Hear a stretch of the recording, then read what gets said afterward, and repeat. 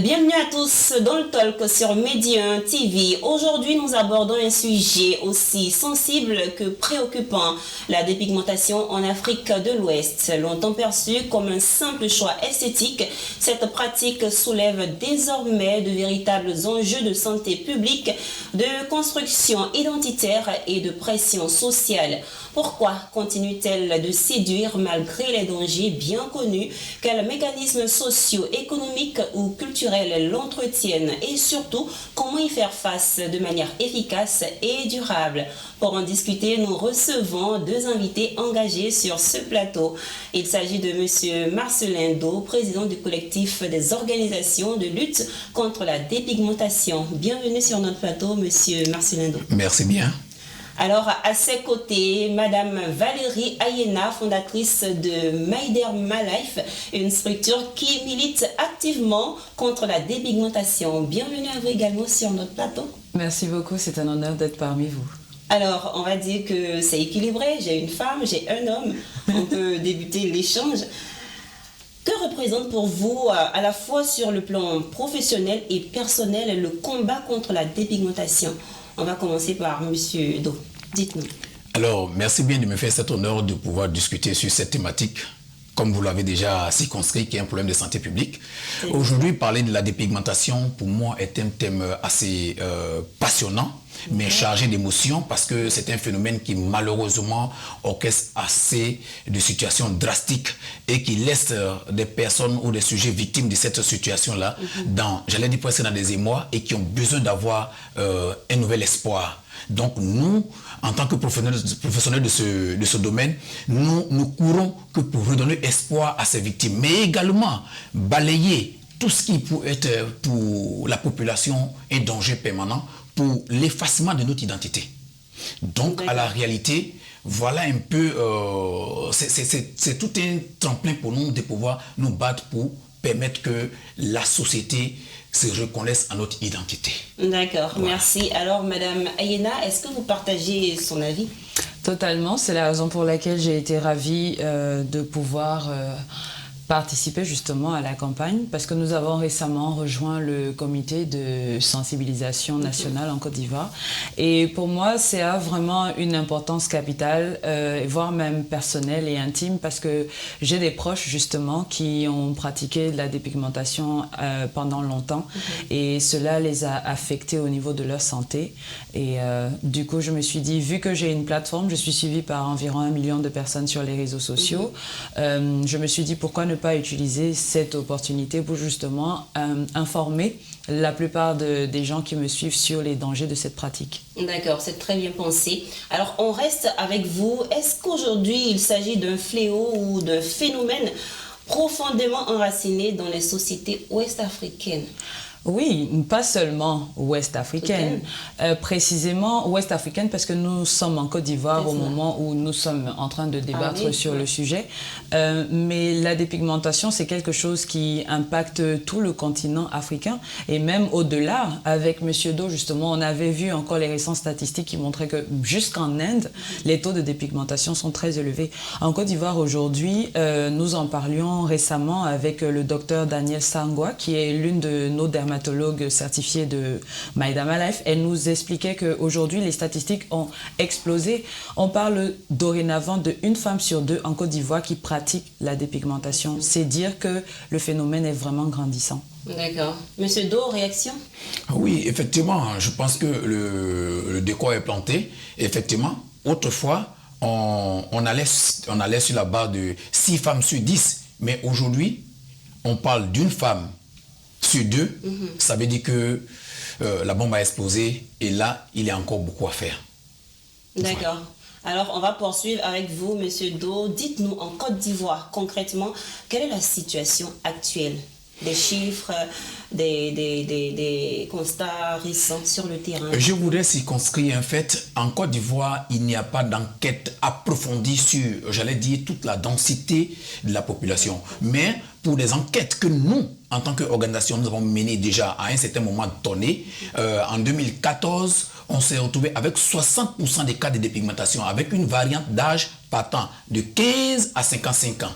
Mais là, en 2023, nous sommes repartis sur le terrain, cette fois-ci avec des enfants de 8 mois jusqu'à 69 ans. On s'est retrouvé avec 63% des cas de dépigmentation pour seulement que 2 régions. Donc la région de l'Audibois et la région de l'Indénié. Et en 2024, nous sommes repartis et nous sommes ressortis avec des statistiques de 70,21% des cas de dépigmentation dans la région du Haut-Sassandra, du Bas-Sassandra et l'Anawa. Donc vous comprenez que chaque fois, et là c'est tout sexe confondu, c'est-à-dire vous y trouverez l'homme, la femme et en plus les enfants. Donc je voudrais dire, c'est le point de la dépigmentation, le troisième point de la dépigmentation qui est en train de prendre une ascension. Voilà. D'accord. Alors, pour cela, il faut mener des actions. Mais avant de parler de ces actions, est-ce que vous avez établi un lien entre la dépigmentation et les facteurs comme l'urbanisation, la mode ou encore le niveau de vie? Oui, je dis, pour ma part, tout cela est relatif. Parce qu'aujourd'hui, parler de l'urbanisation attire beaucoup d'actions, beaucoup d'activités. Donc, et ces activités, parmi elles, la dépigmentation. Aujourd'hui, parler d'un pôle économique, on ne peut pas parler des pôles économiques sans parler de tout ce qui est, j'allais dire, élément qui doit se replanter dans l'urbanisation. Je prends un exemple simple. Parler de la dépigmentation, c'est parler d'un brassage culturel. C'est en cela que les échanges ont lieu. Une personne peut venir, par exemple, d'une zone rurale et rentrer dans une zone urbaine et être, j'allais dire, automatiquement influencé par cette pratique. D'accord. Voilà. Alors, je me tourne vers Madame Ayena, vous qui travaillez de près avec les femmes en quête d'acceptation sociale. Quelles sont concrètement les raisons profondes de cette dépigmentation? Dites-nous. Alors, j'ai souvent tendance à dire que la dépigmentation est réellement quelque chose qui est profondément ancré dans nos sociétés. Je pense que c'est quelque chose qui vient de très loin, qui remonte même au phénomène de l'esclavage. Après ce que nos différents peuples ont vécu, malheureusement, les envahisseurs ont tenté de nous faire croire que être noir, ce n'était pas beau. Et donc, c'est resté malheureusement. Et aujourd'hui, on a plusieurs personnes qui qui continuent de penser malheureusement que pour être mieux ou plus jolie, il faut forcément avoir la peau claire. L'un des problèmes réellement qui pourrait expliquer la raison pour laquelle tout ça est aussi énorme en termes de chiffres, etc., c'est simplement je dirais le manque de confiance en soi en général. La plupart des femmes qui veulent, atteindre le niveau d'acceptation sociale, etc., pensent que la femme qui a réussi, c'est celle qui a la peau claire, la femme la plus belle, qui a le plus d'impact, la femme qu'on remarque lorsqu'elle entre dans une pièce, c'est celle qui a la plus claire, etc. C'est celle qui a la peau claire. Cependant, il y a aussi un phénomène marquant qui est l'impact des hommes. Des hommes, oui. Je suis obligée de le mentionner. Parce que il y a pas mal d'hommes avec lesquels on a déjà échangé qui ont reconnu que pour eux, la femme claire était vraiment la plus jolie, etc. Du coup, c'est quelque chose qui impactera énormément les comportements des femmes qui ont la peau noire, tout simplement, parce que malheureusement, ce discours-là va tomber dans leurs oreilles et elles vont croire que voilà, c'est la meilleure chose à faire. Par exemple, on m'a par exemple précisé que lorsqu'une collégienne a terminé les études, pour entrer à l'université, parfois il est de coutume que sa maman lui offre un pack beauté de produits. Elle va lui dire, écoute, il faut que maintenant tu es universitaire, il faut que tu sois belle. Donc, façon de dire que ta peau n'était déjà pas belle auparavant ou alors tu n'étais déjà pas belle auparavant. Donc, je pense que Le problème remonte vraiment à très loin. C'est la raison pour laquelle des actions telles que celles de l'ONG CEMCCI sont vraiment importantes, parce que le plus on va parler, le mieux les femmes comprendront, et même les hommes, parce qu'il ne faut pas oublier que les hommes aussi pratiquent énormément la dépigmentation. Et voilà qu'on a dorénavant le phénomène de dépigmentation infantile, malheureusement, où c'est à ce moment-là les parents en fait qui appliquent les produits dépigmentants sur leurs enfants. Donc, les raisons, honnêtement, sont multiples, mais je pense que le plus on va en parler, le mieux on réussira à déconstruire ce qu'ils pensent être les bonnes choses à faire. Alors, Monsieur Do, on va vous laisser réagir sur le fait que les hommes sont en partie fautifs de ce que les femmes se dépigmentent. Je confirme parce que généralement, les hommes se posent la question, mais pourquoi est-ce que c'est eux qui sont accusés dans cette figure de style? Non, parce qu'en fait, très souvent, le langage que l'homme véhicule impacte le sexe opposé. Écoutez-moi, vous, en tant que journaliste, par exemple, je vous vois passer. Et comme vous n'êtes pas d'un teint clair, vous passez de façon... Pour moi, vous êtes indifférent. Je suis indifférent face à votre passage. Et donc, quand la fondatrice de My Life passe, j'ai dit, waouh! C'est une manière indirecte de vous frustrer. Et donc, le waouh, vous dites, c'est du super, c'est du beau, ça attire, c'est du frappant. Alors vous, qui n'avez pas ce même éclat, vous vous dites quoi? Alors pour que je puisse marquer mon passage, pour attirer le regard d'un homme vers moi, pour marquer que je suis fashion, pour faire du challenge, alors il fallait que je puisse forcer la main à ma peau, en utilisant un principe actif pour pouvoir me faire chérir, me faire apprécier dans toutes les contrées. Voilà. Alors, on poursuit. Le monde de la beauté, entre cosmétiques, normes esthétiques et influence de la mode, joue-t-il un rôle moteur ou destructeur dans cette pratique? Madame Aïna, dites-nous. Alors, à cette question, je vais répondre par oui et non. Oui, parce que pendant longtemps, on a souffert de sous-représentation. Je vais encore citer notre médecin, le docteur Daniel. Elle avait attiré notre attention lors de travaux et disait, dans la ville d'Abidjan, lorsque vous roulez dans votre voiture ou lorsque vous êtes en taxi ou en baka, vous allez constater que les femmes qui sont représentées sur les panneaux de publicité sont généralement celles au teint clair. Donc du coup, les autres personnes, la population qui consomme cette publicité dans les magazines qui sont à notre portée, on a toujours en cover les femmes claires, etc., etc. Ça donne l'impression que en fait c'est cet idéal de beauté qu'il faut atteindre. Donc oui, à ce moment-là, la mode et les médias et tout deviennent en fait moteurs pour encourager la pratique. Cependant, aujourd'hui, je constate que les nouvelles pratiques de communication au travers des réseaux sociaux, etc., font vraiment état d'une sorte d'éveil. Il y a de plus en plus de personnes de la nouvelle génération qui sont donc telles que vous, qui prennent les commandes, qui pilotent des plateaux télé, qui sont des mannequins internationaux, qui sont des figures emblématiques. Des chaînes, des personnes qui sont vraiment influentes. Et ces personnes-là réalisent que, en fait, la représentation qui a été faite par le passé aujourd'hui ne correspond pas à ce que le public réclame. Et donc, c'est comme ça qu'on va se retrouver sur les Fashion Week avec des mannequins qui ont des problèmes de peau, tels que des maladies, telles que le vitiligo, qui sont représentés. Et à partir de ce moment-là, on a une sorte de retour à la base qui est vraiment important, et c'est ce qu'on est en train d'observer. Donc, de plus en plus de personnes sur les réseaux sociaux réclament le besoin, c'est-à-dire qu'elles veulent qu'on fasse état de leur peau. J'existe, je suis consommateur, je veux être représenté au travers des médias, etc.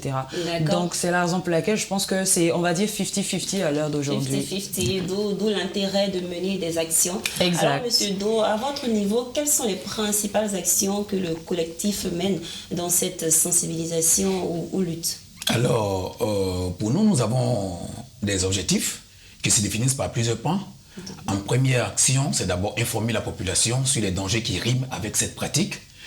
En second temps, sensibiliser la population, j'allais dire, sans réserve. Et en troisième temps, j'allais dire, la prise en charge des victimes de cette pratique-là. Le dernier point, la dénonciation. Et alors, entendez par dénonciation, la mise à la disposition de tous ceux qui sont en violation avec le décret, parce qu'en Côte d'Ivoire, il existe un décret qui interdit la fabrique et la vente des produits éclaircissants.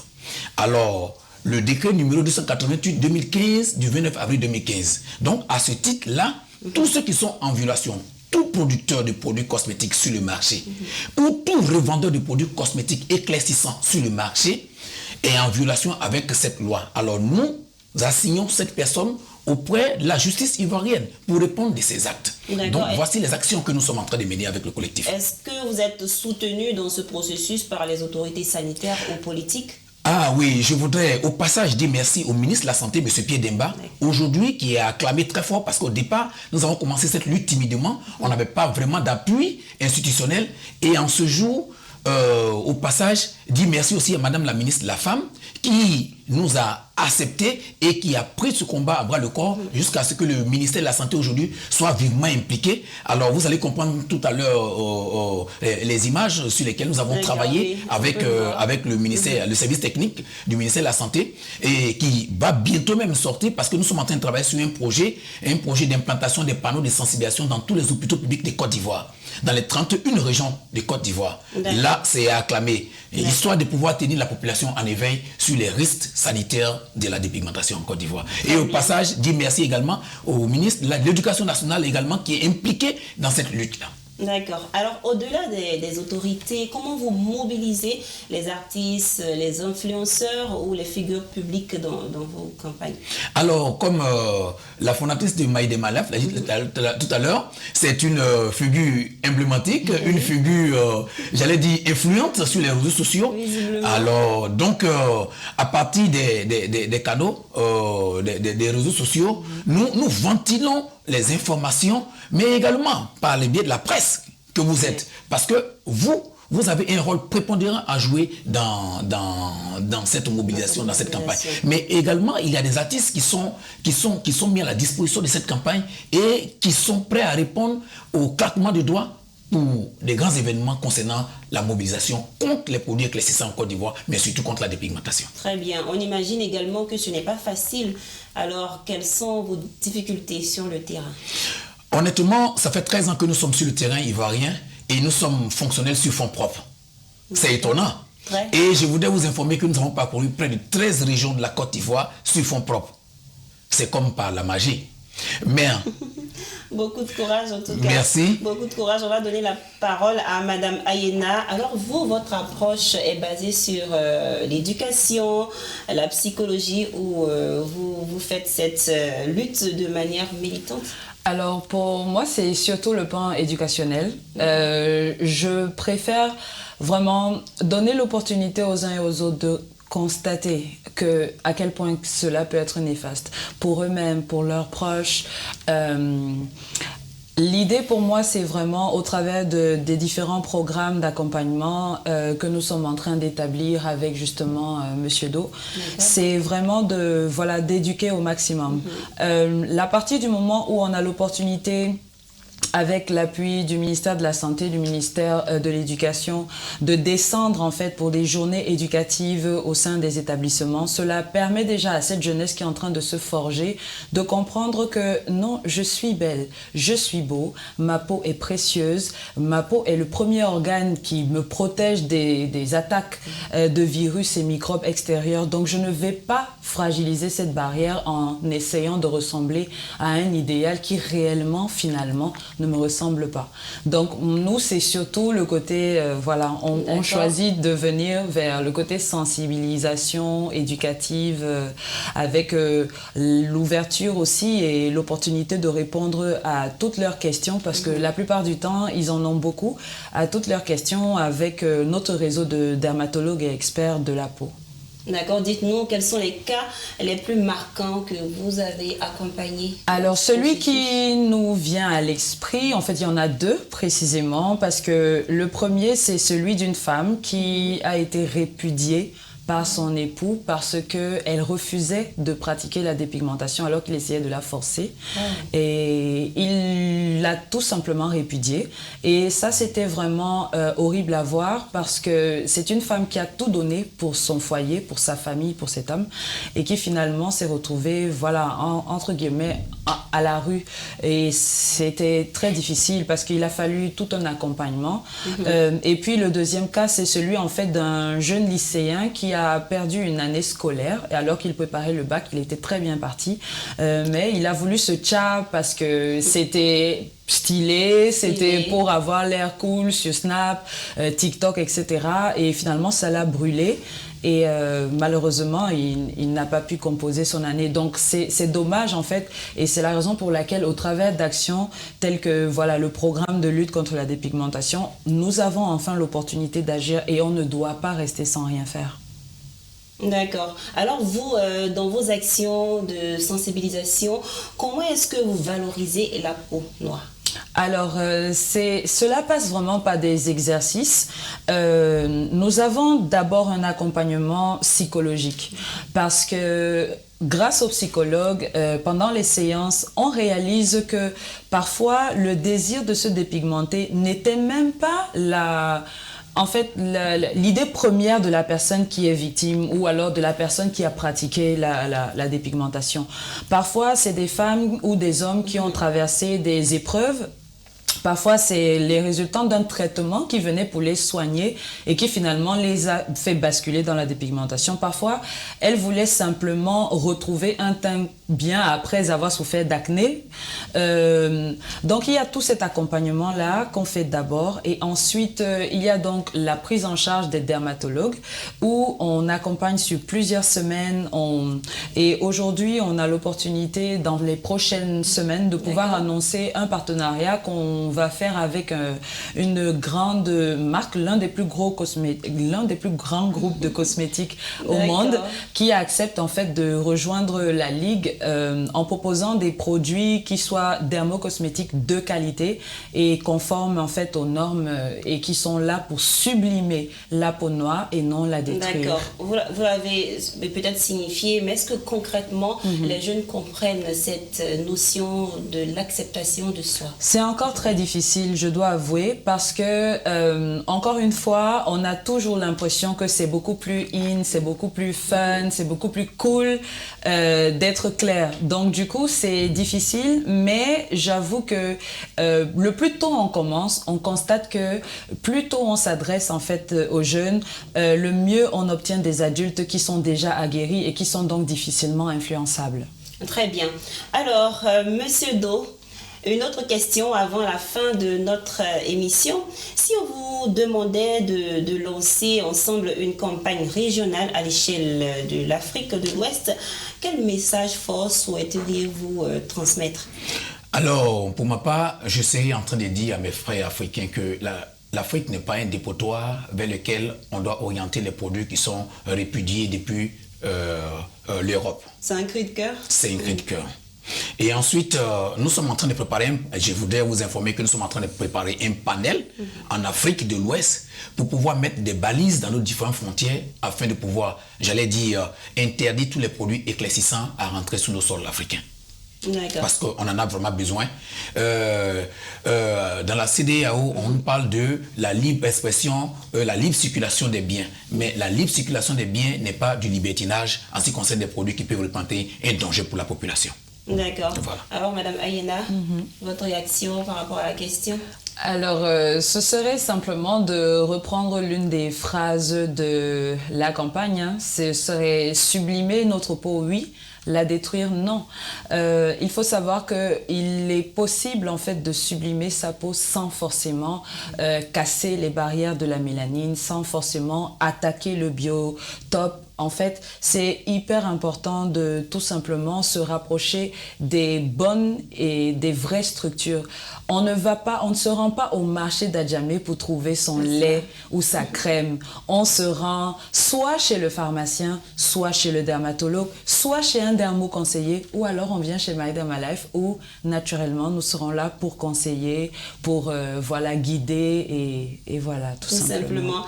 Alors, Monsieur Do, à votre endroit, est-ce que vous avez un message à adresser à toute la population de Côte d'Ivoire ou d'ailleurs? Je pense que My Derma Life a terminé. sublimé, d'accord, c'est détruit. Non. On est naturellement belle. On ne devient pas belle. Donc, l'acceptation de soi est vraiment importante car notre santé en dépend. Même quand un homme nous oblige à nous dépigmenter. Parce que l'homme, il ne tient pas notre vie. Nous serons en train de lui faire plaisir, mais il ne sera pas en train de subir les conséquences avec nous. C'est ça la réalité. D'accord. Alors, merci d'avoir été avec nous, Madame Ayena. Merci, Valérie Ayena. Et vous êtes la fondatrice de My Derma-Life. Voilà, vous, monsieur, vous êtes également acteur dans cette lutte contre la dépigmentation. Nous vous disons merci d'être passé sur notre plateau. En tout cas, on a pris plaisir à vous entendre, à vous écouter, à écouter votre expérience et vos motivations dans cette lutte contre la dépigmentation. Merci Zainab, merci de nous avoir reçus. Merci. À vous, nous disons merci de nous avoir suivis. C'est la fin du talk d'aujourd'hui. À bientôt pour un nouveau numéro sur Medi 1 TV Afrique.